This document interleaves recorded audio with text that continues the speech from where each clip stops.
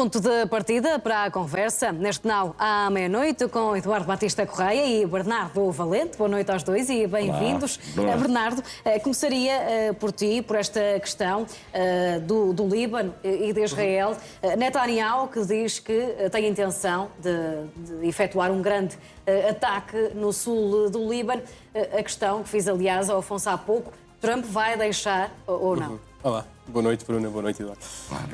Parece-me que, não sei se Trump tem realmente poder para deixar, ou sequer ter uma palavra a dizer relativamente àquilo que é o sul do Líbano. Porquê? Porque agora há uma divisão clara neste novo acordo, ou possível acordo que surge aqui no conflito do Irão, que é Israel quer autonomizar os conflitos, ou seja, fazer disto coisas diferentes. Portanto, temos, por um lado, o conflito no Líbano, a sul do tal Rio Litani, como o próprio Afonso dizia, e por outro lado, o conflito no Irão, e um conflito no Irão esse que depois podemos falar a seguir, se falarmos dos acordos de Abrão, depois também tem ramificações, eventualmente, para a questão de Gaza e da Cisjordânia. Portanto, temos aqui estes dois pontos, não é? Por um lado, a possível autonomização de um processo de paz ou de um processo de cessar-fogo, e depois a ideia de Israel, histórica do grande Israel, que passa também por criar uma buffer zone, uma espécie de zona tampão que proteja também as suas fronteiras a sul do Rio Litani e, portanto, no Líbano. Agora, o que é importante distinguirmos aqui? O que é realmente o governo do Líbano e o que é o Hezbollah. Ou seja, apesar do Hezbollah ter estruturas dentro do governo e ter ministérios que historicamente estão sempre concedidos de alguma forma a membros do Hezbollah, o Hezbollah e o Líbano não são exatamente a mesma coisa. Portanto, o governo do Líbano, inicialmente, quando se deu a intervenção no Irão, até fez alguns esforços, por exemplo, para expulsar corpos de representação, corpos diplomáticos do Irão, no próprio Líbano, e, portanto, criar aqui uma espécie de cisão entre Irão e Líbano para explicar exatamente isso que estava a dizer, que é o Líbano não é o Hezbollah e, portanto, o Líbano assume aqui uma posição junto de Israel e dos Estados Unidos. Isto foi o início do conflito, não acredito que agora seja assim. No entanto, o Hezbollah e o próprio Hamas, como víamos ali, têm uma estrutura que, mesmo que morra a cabeça, mesmo que os ataques continuem, é uma estrutura tal como a Guarda Revolucionária que também se desdobra pelo território. Portanto, se Trump tem realmente a capacidade de fazer alguma coisa quanto a isto, não me parece que tenha, porque também não me parece que tenha a noção das vicissitudes e da nuance do conflito no Líbano, que é diferente do conflito no Irão. Por outro lado, sabemos que os objetivos para o conflito não são os mesmos da parte israelita e da parte norte-americana neste momento, e por isso é que se fala nos últimos 3, 4 dias termos Netanyahu e Donald Trump de costas voltadas, e ficarão ainda mais de costas voltadas se tivermos os acordos de Abrão, e poderemos ir aí a seguir a este já lá vamos querer ouvir o professor Eduardo Correia em relação a esta questão de Israel e o Líbano. O que é que pode ser a nova diplomacia israelita? Não há nova diplomacia israelita. Israel vive, os judeus vivem debaixo de uma constante, no fundo, fragilidade histórica. Na ótica dos judeus, dos israelitas, eles foram perseguidos há 2000 anos atrás pelos romanos naquele território, na Galileia. Foram perseguidos na Península Ibérica pela Inquisição. No fundo, lembrar, nós aqui em Portugal, no fundo, matávamos os judeus. Aliás, a alheira surge como forma de enganar a Inquisição, porque os judeus não comem carne de porco. Foram perseguidos pelos nazis durante o Holocausto e, no fundo, foi-lhes, em 1948, entregue de uma forma meio atabadalhoada, percebemos isso hoje, um pequeno território. Território esse mais pequeno que o nosso Israel.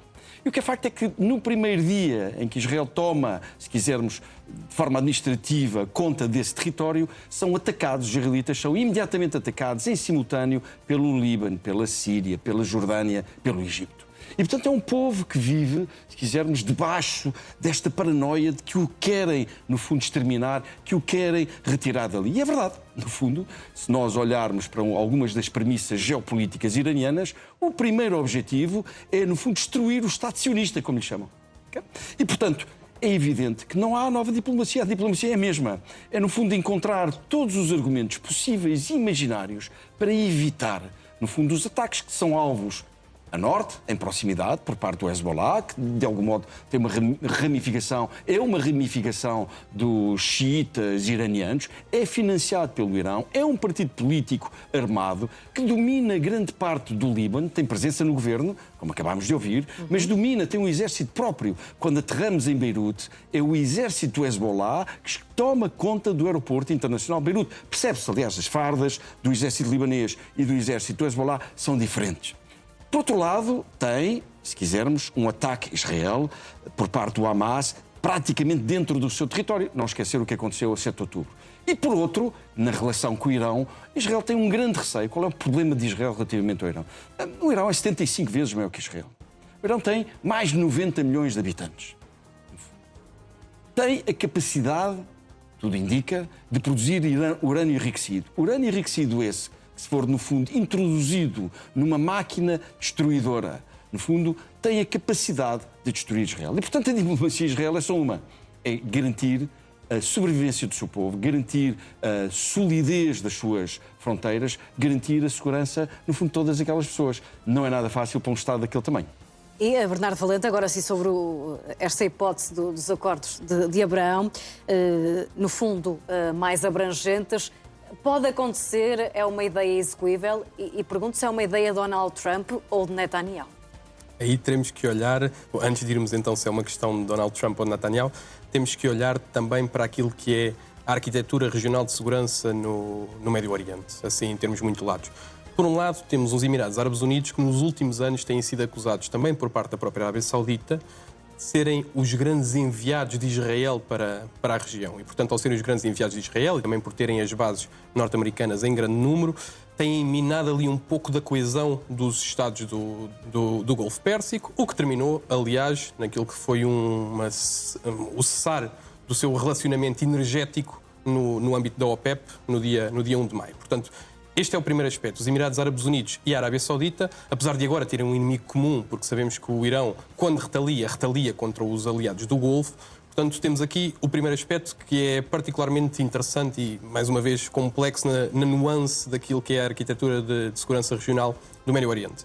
Pois, por outro lado, temos uma Arábia Saudita e um Irão que são inimigos históricos, não apenas pela questão sunita-xiita, xiita do lado do Irão, sunita do lado da Arábia Saudita, mas também porque, como todos os conflitos do mundo moderno, é também uma questão muito material do ponto de vista energético. E não nos podemos esquecer que o Irão, agora sim, tem o tal bloqueio do bloqueio, não é? Portanto, os americanos bloquearam o bloqueio que o Irão já tinha, mas a verdade é que, desde o JCPOA, desde que cessou o JCPOA, portanto, o acordo que Obama fez para o nuclear, que depois Donald Trump abandonou em 2018, que este tipo de sanções existe, não um bloqueio direto, mas existem sanções ao próprio petróleo e à exportação de petróleo iraniana. Portanto, nada disto é novo para a economia iraniana. Portanto, há aqui um conflito também Irão e Arábia Saudita para perceber quem é realmente o líder daquele bloco regional.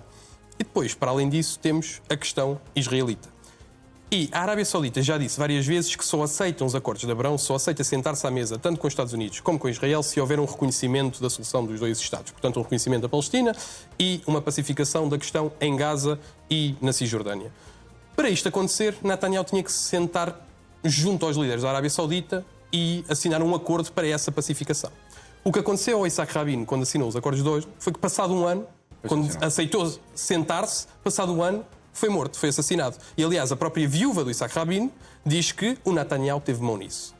E, para além disso, o Eduardo trouxe aqui vários momentos de massacre ou perseguição a judeus. O Irão também é um aliado histórico da Rússia, como sabemos. E os judeus, incluindo os sefaraditas que estavam na Península Ibérica, mas também os Ashkenazi, que são a principal facção judaica, muitos deles foram perseguidos também na Rússia. Incluindo, por exemplo, o pai de Netanyahu, que nasceu, creio que, em Varsóvia, a própria Golda Meir, que nasceu também, creio que, na Bielorrússia, mas pronto, no antigo Império Russo, União Soviética depois, e eles eram vítimas dos pogroms, portanto, eram vítimas daqueles programas de perseguição e assassinato, genocídio no Império Russo. E desde aí que há uma questão bastante tensa entre Rússia e Israel. Portanto, Netanyahu não vai aceitar sentar-se com representantes da Arábia Saudita e não vai aceitar sentar-se também com representantes russos se eventualmente tivermos aqui dois blocos separados em que temos de um lado o eixo do mal, o eixo da resistência, que é Irão, Rússia, eventualmente a China um bocadinho a jogar por trás, e do outro lado o eixo ocidental. E, professor Eduardo Correia, esta questão dos acordos de Abraão é mesmo uma hipótese em cima da mesa? Será difícil negociar? Bruno, é um tema. Esse é, se quisermos, o novo tema que Donald Trump traz para esta confusão que ele armou no Golfo. Até porque os iranianos estão com conversas completamente distintas. Os iranianos estão, no fundo, a trazer para cima da mesa um conjunto de condições novas. No fundo, estão a exigir, no fundo, o descongelamento de um conjunto de bilhões de ativos iranianos que estão congelados, que já fizeram parte de um acordo anterior, há uns anos atrás, quando negociaram com Bill Clinton a entrega de um conjunto de reféns. Foi-lhes prometido que esses ativos eram descongelados e entregues ao Irão. Os Estados Unidos não cumpriram, incumpriram. Portanto, essa pressão e esse argumento volta a estar em cima da mesa e vêm com um argumento novo. Dizem, faz parte do nosso acordo uma exigência muito simples, é que os Estados Unidos retirem todas as suas bases dos países que estão na nossa proximidade. Dos Emirados Árabes Unidos, da própria Arábia Saudita, do Qatar e do Bahrein. E, portanto, isto significa que os iranianos estão pouco interessados em trazer Israel para as negociações. Porque os acordos de Abraão têm a ver com negociações diretas de Israel e a forma como Israel se conseguirá pacificar e, no fundo, ser reconhecido por um conjunto de países que não o reconhecem enquanto país.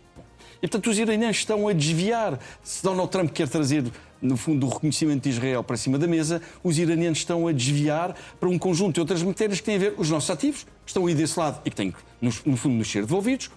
2, as vossas bases. E, portanto, nós estamos, quando nós ouvimos durante estes dias alguns comentários políticos vislumbrarem uma luz ao fundo do túnel relativamente a um acordo, é evidente que estamos muito longe do acordo. E estamos muito longe do acordo porque as partes estão a falar em temas muito importantes e estruturantes destas relações no Médio Oriente de coisas completamente diferentes. Portanto, Bruna, os acordos de Abraão foi algo que o Donald Trump trouxe hoje para cima da mesa para compensar, parece-me, no fundo Donald Trump é um negociante, é um negociador, para compensar estas exigências iranianas relativamente às bases americanas e relativamente aos ativos iranianos. Muito bem. Pedíamos agora um comentário também àquela que foi a atuação do Bad Bunny. Vocês que chegaram aqui um bocadinho no meio da confusão, se foi fácil chegar e também olhar aqui para a questão daquilo que é a transformação que Bad Bunny trouxe, nomeadamente na América. Sim, Bruna, ainda bem que tocamos nesse tópico. Vou dizer que realmente estamos relativamente próximo do sítio onde foi o concerto e foi difícil chegar aqui. E há muita gente na rua e o ambiente é muito, muito vívido e gostei de ver. Dizer que o Bad Bunny, do ponto de vista mais geopolítico, e agora vamos ao que interessa, é também um símbolo da cultura latina, mas também um símbolo do anti-imperialismo contra aquilo que os Estados Unidos fizeram na sua expansão, na altura da tal doutrina Monroe, que tanto se fala agora, portanto, de tomarem conta do quintal da América, do hemisfério ocidental, como se vai dizendo agora. E, portanto, tudo isto que vemos agora, e também a atuação no Super Bowl, por exemplo, foram não mais do que chamadas de atenção para trazer Porto Rico para o mapa, trazer a discussão relativamente àquilo que é a relação entre Porto Rico e os Estados Unidos e o governo federal para o mapa, até porque Porto Rico foi, como me estava a explicar, nesse momento da expansão norte-americana, os católicos de Porto Rico foram massacrados também eles, desde aí que foram sempre um parente pobre dos Estados Unidos e foram fustigados por vários furacões e intempéries ao longo da última década, e a ajuda nunca chegou, ou pelo menos nunca chegou na medida em que devia ter chegado. O nível de pobreza também em Porto Rico é enorme. E o grande culpado disto não é esta administração norte-americana, porque isto é um conflito histórico que se vai adensando ao longo das décadas, mas agora temos uma voz que, não sendo um político, também é preciso começarmos a perceber, e eu tento fazer este exercício com os meus alunos, que Agora já não falamos apenas de Estados, não é? Não podemos estar a falar de uma análise realista das relações internacionais, porque o Bad Bunny também é um ator político, não é? Quando vem chamar a atenção para aquilo que é uma relação um pouco danosa e de subserviência que os Estados Unidos tentam criar em relação a Porto Rico, também é um ato político. E isto é um ato político, meter milhares de portugueses a cantar música latina, portanto, na língua nativa do cantor, e que vai contra aquilo que é a cultura pop com que nós crescemos, que era uma cultura pop extremamente americanizada. Há 10 anos seria impensável, provavelmente, assistirmos a isto. Sem dúvida, sem dúvida. E para além disso, vemos que falo de forma muito diferente do que outros artistas latinos, porque se olharmos para aquilo que são os artistas latinos que vêm dos Estados Unidos no início dos anos 2000, eram muitos artistas latinos que tinham crescido nos Estados Unidos, que tentavam uma espécie de mescla daquilo que era a cultura latina com a cultura norte-americana. E agora, no momento em que vemos, por exemplo, Cuba ameaçada, no momento em que vemos grande parte do movimento MAGA também a ter ali um corpo de latinos muito conservador, que olha como prioridade política para aquilo que é o travar, uma espécie de containment, de doutrina da contenção daquilo que é o comunismo na América Central. Bom, acho que o que Bad Bunny vem dizer é que há a possibilidade não só para Porto Rico, mas principalmente para Estados latinos da América Central, se conseguirem desenvolver fora daquilo que é o quintal da doutrina Monroe, que agora é a doutrina Don Roe, que é o hemisfério ocidental. Donald Trump. E, professor, há nele uma dimensão política e identitária que vai muito além da música. Não, com certeza. Eu vou começar pela chegada aqui às nossas instalações. No fundo, as ruas, já depois do concerto ter terminado, estavam cheias de gente bem disposta, super tranquila, com um comportamento altamente cívico. Portanto, essa nota. Depois é absolutamente extraordinário como é que um cantor de Porto Rico chega a Lisboa e enche 2 vezes seguidas, 2 noites seguidas, o Estádio da Luz, 60 mil pessoas em cada um dos dias. Portanto, estamos a falar de 120 mil pessoas. E, portanto, isso significa que estamos a falar de alguém que tem um verdadeiro impacto nas pessoas. Aquilo que eu vi também eram pessoas, maioritariamente jovens, mas com uma presença de outras gerações mais velhas, das gerações dos seus próprios pais, também nestas ruas até chegar aqui. E, portanto, essa nota é extremamente positiva, não vi lixo nas ruas, porque às vezes aqui, quando nos dias de futebol, o comportamento é completamente diferente. Ou seja, a ausência de civismo no público que vem ao futebol é presente, é notória. Aqui, aquilo que eu observei é uma presença de um civismo incrível. O que é o civismo? É o respeito pelo próximo e o respeito pelo lugar comum. Aqui também o adversário está lá longe, não é? Nevertheless, quer dizer, o nosso comportamento no lugar comum, que é no fundo deitar lixo para o chão, gritar. Bom, aqui o que vimos foi, o que eu vi à chegada, uma coisa absolutamente notável, engraçadíssimo, até porque estavam todas as pessoas com aquela câmara que foi distribuída no concerto, que dava uma luz e, portanto, estava um ambiente engraçadíssimo nas ruas. Sobre Bad Bunny. Bom, ele, para mim, sucede a Ricky Martin. Ricky Martin foi o grande estrela porto-riquenha nos anos 90, durante os anos 90. Só que Ricky Martin cantava em inglês. Para ser famoso e para ser aceito, era obrigatório cantar em inglês. Tal como Jennifer Lopez. Apesar de já ter nascido em New York, ela é de origem porto-riquenha.